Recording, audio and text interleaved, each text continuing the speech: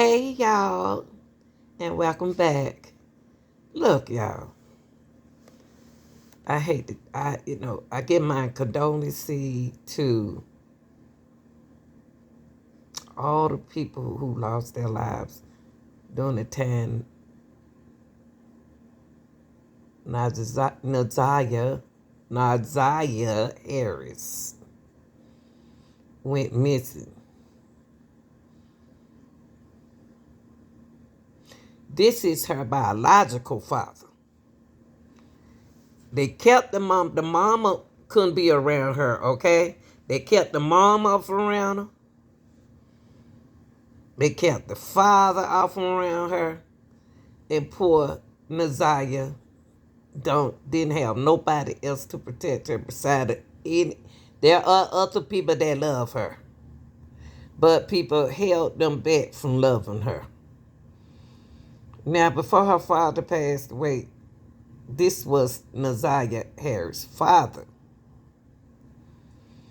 Now, I'm going to take you to an interview where a young guy interviewed him before he passed away. And it's bad. The father gone, the daughter gone. And you might well say the mama gone because she not there in the house. And if you look back over this case, they have a group on Facebook I just found out about that talking about this. A family is talking about this. And some of the disturbed things that I have heard, I have said it before in this case. Okay, they kept everybody away from Naziah. The school failed her. The system failed her. CPS workers failed her. Auntie failed her. Grandma failed her. I believe that man was living in their house sometime. I believe he was spending the night in their house sometime. But let's find Naziah Harris. Now, if you think about it, he kept her at that shop. Did they ever think about checking that shop dumpster? He could have used anything around there because he loved to be at that shop with her. But let's listen to the father right quick. Because every time I think about him, the guy, Jarvis, it just does something to me. Family hopes and prays that she is still alive. Right? But if you get that phone call,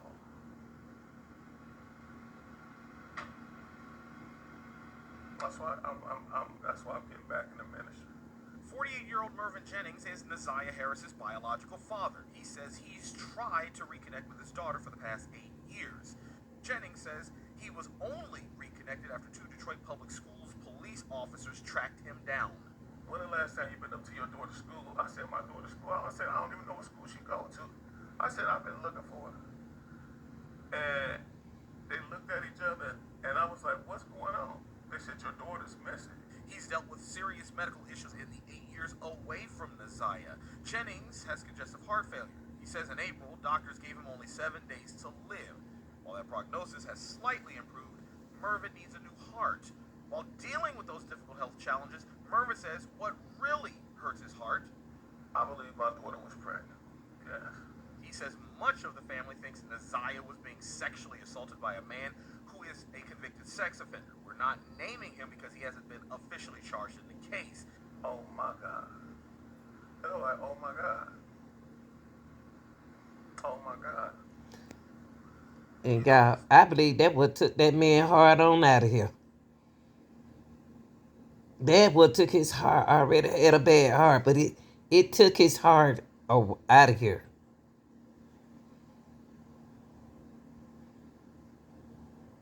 Done in the dark, it's gonna come. It's gonna come. You can't do this. You can't do this, man. Y'all know what? When that brother left, when her brother left, that's when that man took her out of him. See, when they They took all the men's off from her. Her brother was protecting her.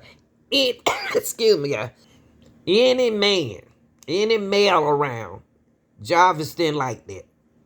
Because he know what they'll do to him. Now listen to what this news guy said. What the brother said.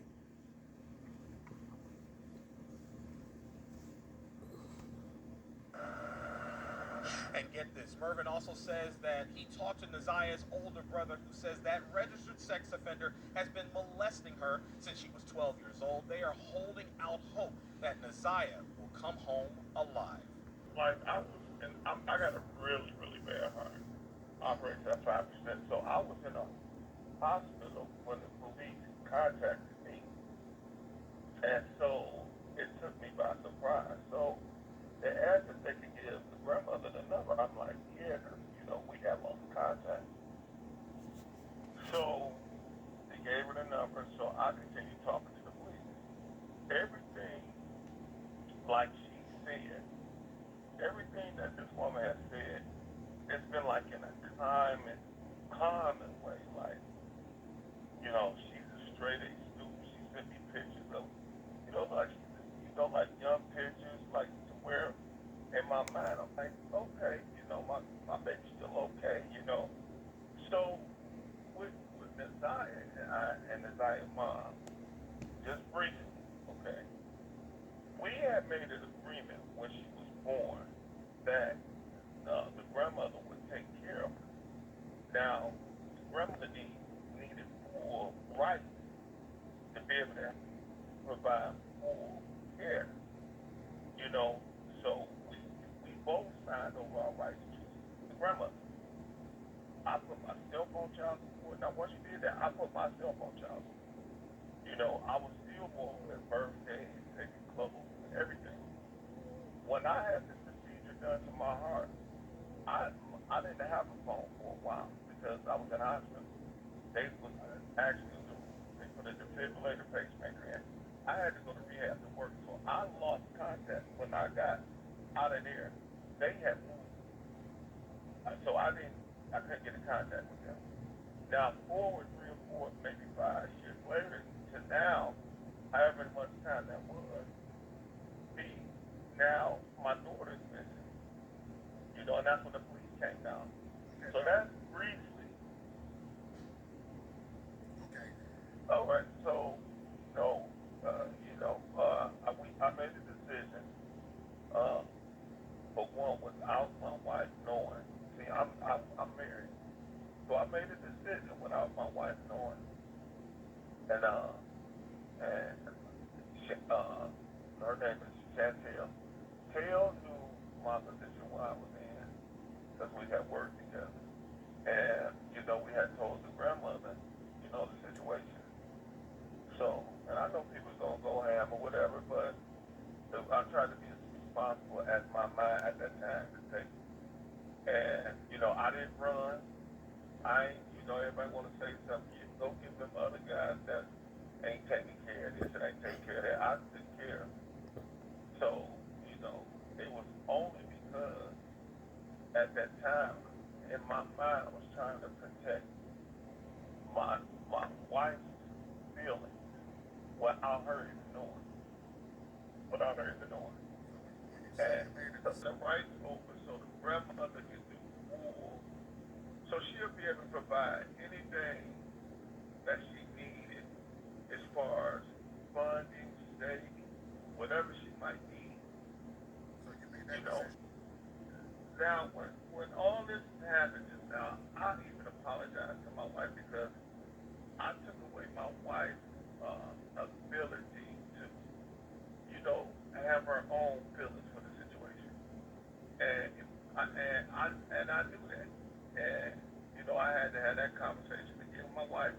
Had I not done what I done, if I know for sure this situation wouldn't happen. And it's tearing me apart because she would have had the 2 homes to go to and come to, and a lot of stuff. But my background growing up, it wasn't. I mean,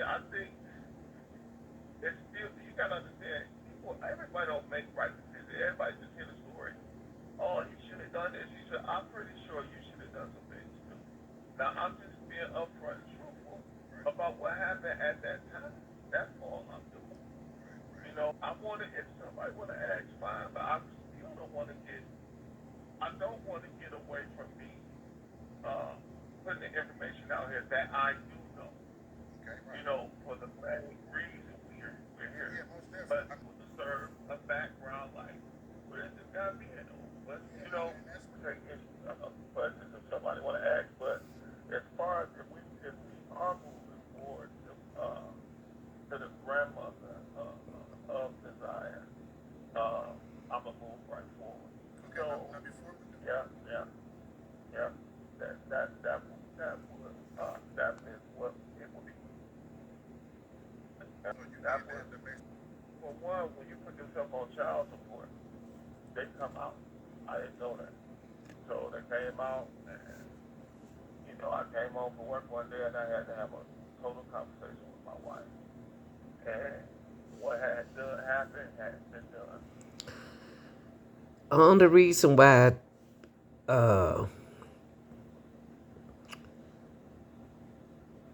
Nazia's father didn't take her, y'all, because she was an outside child, okay? He kept the secret from his wife, okay? But he did pay child support for his child. But this wasn't good, but things happen. Ready. And that's how my wife found out, and I had to deal with it. And I had to deal with it. We worked together. We redid homes, and she was really good at painting, drywall, and things like that. So I don't know if I was arguing at home or and I used to drink heavily, smoke weed and drink all day back then, and was probably somebody getting sober, intoxicated. She was like a real cool person, like to work with, and I guess under influence, one thing led to another, and a situation had happened. But Chantel was dibbling dabbling with drugs back then, I believe. Talking about her mom, Like Nazia's mom. it was cocaine. She didn't do no pipe. I think it was just cocaine, but that type of thing. So, and Chantel was bisexual. So, it was kind of almost like a party lifestyle. You know what I'm saying? So, and that's what it was. Now, as far as when I talk to the grandmother, this situation has gotten a lot worse. Now, Chantel had a son before Zion. You know what I'm saying? Exactly. So, I think, and you know what? Off from the podcast, I don't know if I heard right, but Chantel might even be adopted to her mother. I don't even know. Now these are things that I did not know. I just did not know. So, and then the other two, they like they said, they all ran away when they were younger. So this is what I'm saying. All this stuff, I didn't even know. It was no communication. But y'all hear what he said? That Nazia's mama might been adopted by her mother.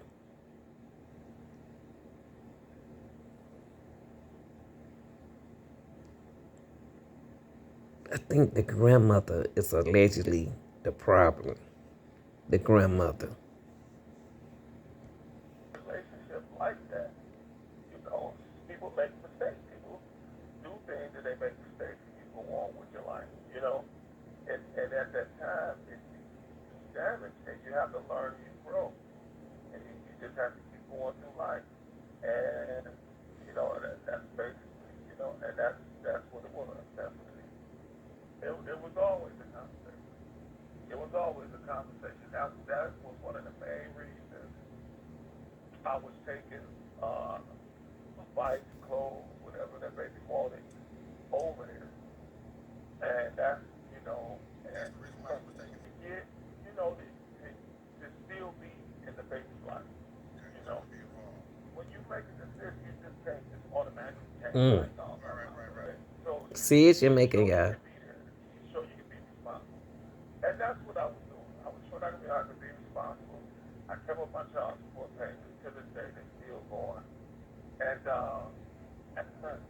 and so and that's what it is. My wife is a very supportive person, you know, and it's nothing that she it was nothing on her. None of this is on my wife at all. She's a beautiful, supporting person, and and that's what it is about her. Failed her. I didn't fail her. All I did was put the story out there. I didn't even know that anything was happening between her and a grown man. I found that out just through hearing. No, I didn't know what y'all meant. That she was like, yeah, because we moved. I said, well, ain't nobody called me. She was like, well, we tried to call, the number didn't go. I said, Mama, I was in the hospital so long, I don't even know where that phone was. I only get to, you listen, and you gotta let them do their job. You know what I'm saying? And I appreciate Detroit Police Department. I do appreciate DPS. Because when Detroit stepped in, bro, all this stuff started moving like clockwork. You know what I'm saying? When Detroit Police got the case, started moving like clockwork. I want to get like Tamara, that police commissioner, she has been overly outstanding. Eric from the 300, my sister Kelly has been, Kelly Stain, she has been networking, doing things, and I appreciate it. I mean, I'm talking about Eric called me at for the 300, called me at night. We got to talking. He said, hold on, we talking to Deputy Chief trying to get answers through. I didn't even know they worked that night like that, So, and I really do appreciate it, and I really do think if it wasn't misled, I think a lot of stuff could have been done a lot faster. The whole situation was misled, like she was a runaway, and to cover up the real sick stuff that was Mm-hmm. already going on over in the house.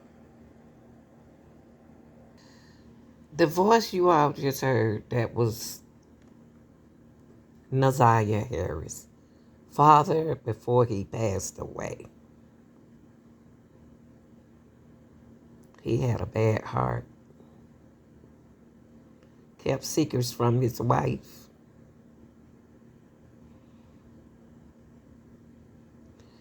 Y'all like, share, and subscribe.